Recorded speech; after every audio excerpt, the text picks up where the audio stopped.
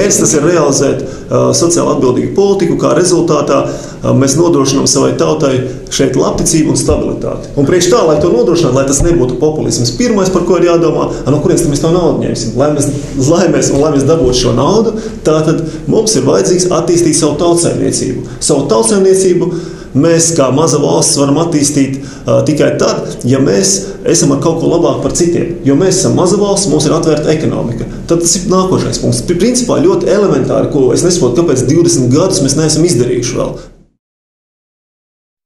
Tas ir ļoti vienkārši. Ja mēs esam maza valsts un mēs gribam pelnīt un mūsu ekonomika ir atvērta, tad mums jādomā, ar ko mēs varam būt labāk par citiem.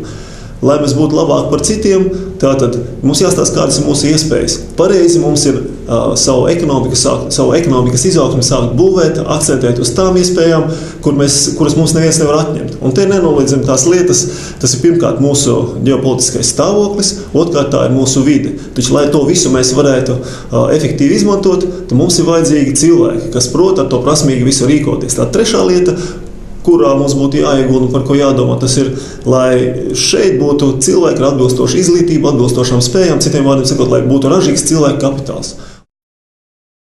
Izglītība šeit, tas ir pamats mūsu tautsaimniecības izaugsmē, un par to arī ir jādomā. Un mums ir plāns, kā to visu sasiet kopā, kā to izdarīt. Esam tad atjautīgi. Ja Eiropa negrib šos spēles nosacījumus ievērot, arī mēs varam skatīties, kā mēs viņus varam apspēlēt.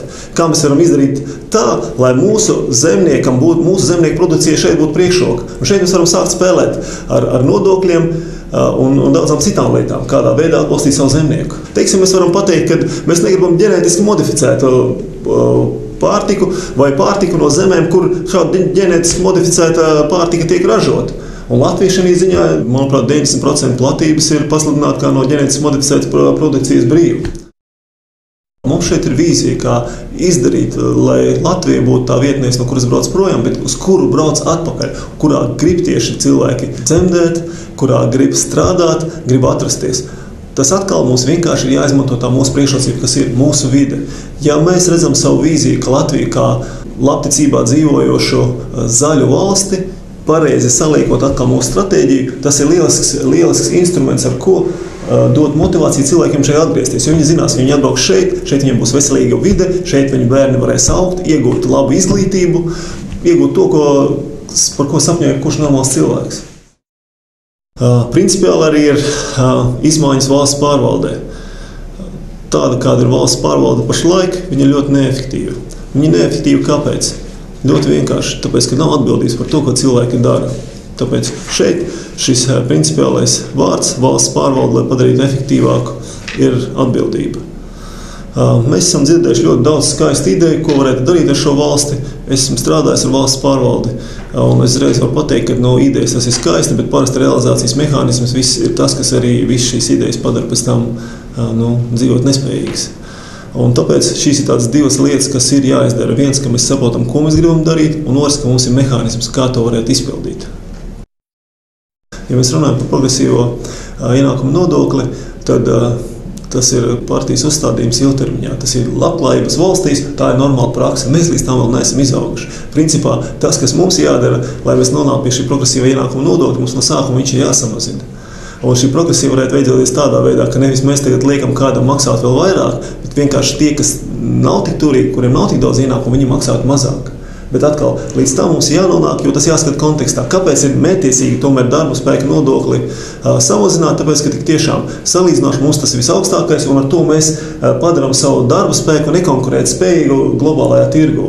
Un tas tiešām ir jārisina. Un šeit tā tiešām kā viens no risinājumiem ir tad, ka varētu skatīties, kad paaugstinot pārliekošo nodokļa smagumu uz nekustamo nodokli. Bet, ko šeit ir svarīgi ļoti uzsvērt, tā doma ir kāda, nevis atkal padarīt, ka cilvēki tagad uzreiz varētu iedomāties, ka viņam vēl vajadzēs tagad vēl par kaut ko vairāk maksāt. Nē, tā kopīgā doma ir veikt tādu nodokļu reformu, kura kopumā samazina nodokļu smagumu, tas nozīmē, ka jūs maksāsiet mazāk. Vienkārši būs lietas, par kurām varbūt sanāk maksāt vairāk, bet citām būs mazāk, bet kopumā sanāks mazāk.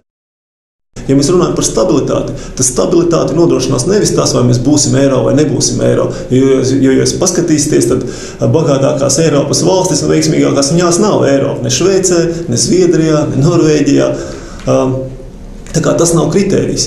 Kritērijs, kas nodrošinās stabilitāti, būs tas, kad mums ir sava vīzija, uz kuriem mēs ejam, ka mēs varam nodrošināt šeit stabilitāti, pateikt virzienu, lūk, šāds ir mūsu attīstības virziens, šāda ir mūsu nodokļu politika, un ar to jūs varat rēķināties, ka tuvākos 10, 20 gadus, un tā mēs darīsim. Un tas būs tas, kas būs pareizais signāls investoriem, kuri teiks, jā, Latvija ir tā vieta, kurā mēs gribam nākt iekšā. Vēl jau vairāk tagad tas varētu būt mūsu trumpis. Un mans priekšlikums ir saņemamies, sašpļājam savajās un visi kopā ņemam to un izdaram. Uztaisam Latviju par valsti, par kuru mēs varam lepoties un kurā mēs vēlamies dzīvot.